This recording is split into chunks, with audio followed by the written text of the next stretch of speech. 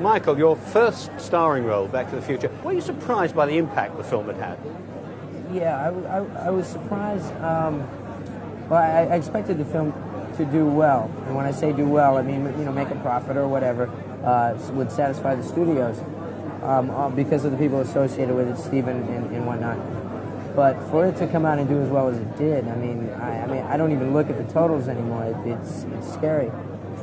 Breathtaking they are, I tell you. It's frightening. Yeah. I mean, I'm glad I don't have to add it up, and I'm almost as glad I don't have to add it up as I am sorry that I don't get to keep it. You know, I bet it kind of made too much difference to your own personal fame because you're very well known in America with your TV series, Family Ties, aren't you? Right. Well, it's funny. It has it amazes me because a television show, when it's popular, is seen by, I don't know, 50 million people or whatever a week. A greater number of people than will ever see most movies. I mean, I think that more people see Family Ties in a night than see Jaws, will or have seen Jaws. Our producer told me that once. So you wouldn't expect it to make that much difference. Yet when you come out with a film like Back to the Future, all of a sudden it just quadruples the amount of attention you get. And I don't really understand it, but I can't honestly say that I don't like it. Now you replaced Eric Stoltz eventually in the role of Marty McFly. How did you feel about that? I mean, presumably you were quite pleased to get the part. Well, I had a lot of feelings. I had real mixed emotions about it. It is, in my way of thinking, the actor's nightmare to start a project and for something to happen and to have to leave it under whatever circumstance. I wouldn't want that to happen to me.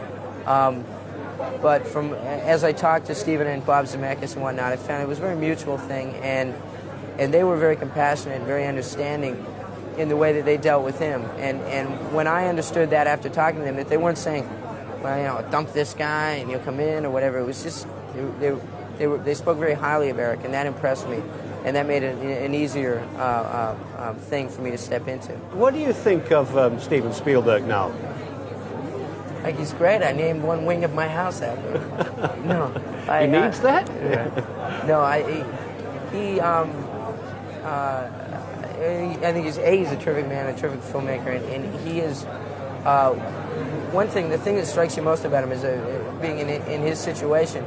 He could be a Louis B. Mayer or whatever, the stereotypical mogul or whatever. He's not. He's an artist and a filmmaker and a man who likes to be surrounded with creative people, Bob Zemeckis, people like that, and give them the room to exercise their own creativity. And so he's not. He's out to make films first, buck second, and to treat people accordingly. You had one hell of a workload when you were making this film, didn't you? Because you were making a TV series at the same time. Right. Yeah. How do you cope with that?